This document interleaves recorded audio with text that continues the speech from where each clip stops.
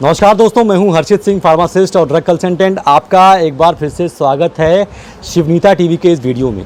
दोस्तों, आज की वीडियो में मैं आपसे बात करने वाला हूं कि एक फार्मेसी में, एक मेडिकल स्टोर में दवाओं का स्टॉक का मैनेजमेंट कैसे किया जाता है, यानी कि दवाइयाँ किस प्रकार से रखी जाती हैं।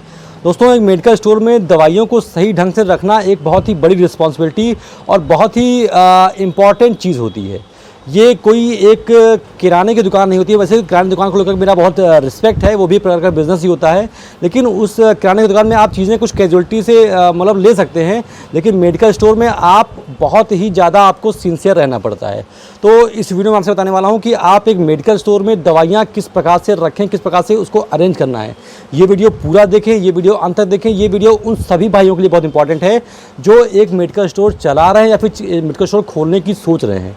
तो दोस्तों, मैं आपको बता दूं कि कोई आपने मेडिकल स्टोर खोला है, आपने दवाइयाँ ली हैं, तो आपको दवाइयाँ रखने की कुछ कैटेगरीज होती हैं। आप उस प्रकार से अपने मेडिकल स्टोर पर दवाइयाँ रख सकते हैं। जैसे सबसे पहला कैटेगरी होता है अल्फ़ाबेटिकल, मतलब जिस नाम से जो दवाइयाँ शुरू होती हैं, जैसे कि जो दवाइयाँ शुरू होती हैं ए नाम से, जैसे एविल हो गया, एसिलाक हो गया, उसको आप ए वाले खाने में रखेंगे, ए वाले कॉर्नर में रखेंगे। जो दवाइयाँ बी शुरू होती है, जैसे बिकासूल हो गया, बिकासूल परफॉर्मेंस हो गया, बेरोसाइड फोर्ट हो गया, उन सारी दवाइयों को आप बी वाले में रखेंगे। ऐसे सी वाला, डी वाला, अलग अलग मतलब अल्फ़ाबेटिकली आप अलग अलग काउंटर बना लेंगे, उसमें वो दवाइयाँ रख देंगे। इससे क्या फ़ायदा होगा? मान लीजिए आपने ये धंधा नया स्टार्ट किया है, बिज़नेस नया स्टार्ट किया है, कोई कस्टमर आपके पास पहुँचा, उसने आपको प्रिस्क्रिप्शन दिया, फिर दवाइयाँ दी। आपने देखा कि ये दवा जो है ए नाम से स्टार्ट होती है, और आप अगर नया मेडिकल स्टोर खोलें तो आपको बहुत हद तक नहीं पता होगा कि आपके मेडिकल स्टोर में ये दवा है या नहीं है। ये होता है दोस्तों, ये मेरे साथ भी होता है कि मैंने जब नया मेडिकल स्टोर खोला था तो मुझे खुद ही नहीं पता था कि मेरे दुकान में ये दवा है या नहीं है, मैंने ये दवा खरीदी है नहीं खरीदी। ये अनुमान नहीं होता स्टार्टिंग में, ये कोई ऐसी बात नहीं है। तो आपने देखा कि ये दवा शुरुआत ए से है, तो आपने जहाँ दवाइयाँ लगाई हैं ए नाम से, वहाँ पर आप सर्च करेंगे, अगर वो दवा हो गया उठाकर फट से दे देंगे। इससे क्या होगा कि आपका समय बच जाएगा और कन्वीनियंस थोड़ा हो जाएगा, आपके लिए भी ईजी हो जाएगा और पेशेंट का टाइम भी थोड़ा सा कम लगेगा। तो ये पहला तरीका होता है कि आप दवाइयाँ अल्फ़ाबेटिकली सेट कर सकते हैं, सबसे ईजी और सबसे पहला तरीका होता है। दूसरा होता है आप दवाइयाँ कैटेगरी वाइज सेट कर सकते हैं। जैसे कि दवाइयों में कई कैटेगरियाँ होती हैं, जैसे कि पेन किलर हो गया, एनाल्जेसिक्स, वो एंटीपायरेटिक्स हो गए, पीपीआई यानी गैस की दवाइयाँ हो गई, मल्टीविटामिन हो गए, कुछ सिरप हो गए, इंजेक्शन हो गए, बच्चों की दवाइयाँ हो गई। तो आप इस प्रकार से भी सेट कर सकते हैं। जैसे कि बच्चों की दवाइयाँ आपने अलग रख दी, दर्द की दवाइयाँ आपने अलग रख दी, बुखार की दवाइयाँ आपने अलग रख दी, मल्टीविटामिन अलग रख दी, गैस की दवाइयाँ अलग रख दी। अब क्या होगा, अगर आप इतने सक्षम है, नॉलेज है आपके पास, तो आपने देखा कि ये दवा तो पीपीआई है, तो आप पीपीआई वाले कॉर्नर में जाएंगे, वहाँ से उठा करके आप उसको वो दवा दे देंगे। ये दो मेन तरीके होते हैं जिससे कि आप अपना स्टॉक मैनेज कर सकते हैं। जो भी आपको इजी वे लगे आप उसको उस तरह से अपने मेडिकल स्टोर में दवा आप रख सकते हैं।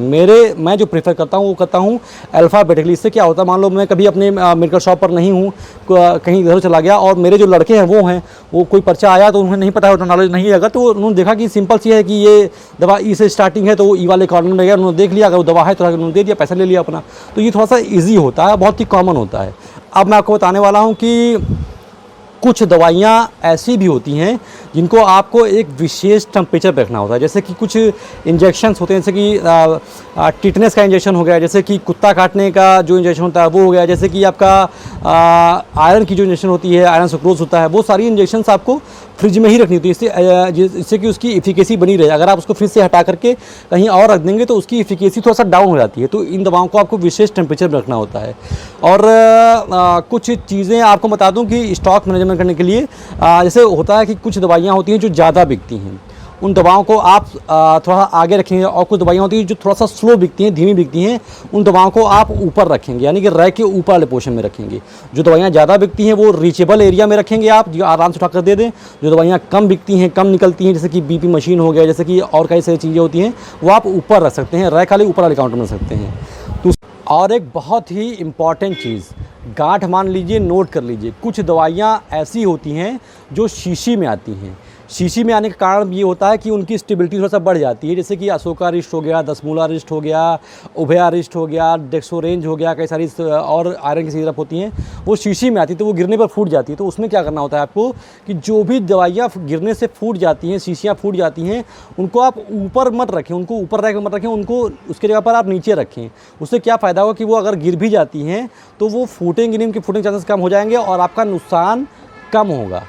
दूसरी चीज़ क्या करनी है, आपके दुकान से जितनी भी दवाइयाँ एक्सपायर होती हैं उनको आप वापस कर सकते हैं, लेकिन वापस करने के लिए एक बहुत ही बड़ी शर्त होती है।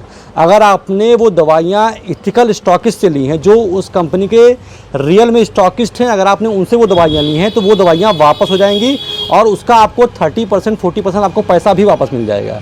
लेकिन अगर आपने दवाइयाँ कटिंग वाली जगह से ली हैं, कहीं और से ली हैं, तो वो दवाइयाँ वापस नहीं होती। तो कोशिश करें कि दवाइयाँ जब भी लें तो एथिकल स्टॉकिस्ट से ही दवाइयाँ लें, वो आपकी दवाइयाँ एक्सपायरी भी वापस हो जाएगी। अब मान लीजिए भगवान अगर दवा को एक्सपायर हो, लेकिन दवा अगर एक्सपायर हो जाती है तो आप उसका एक अलग से रैक बनाएंगे।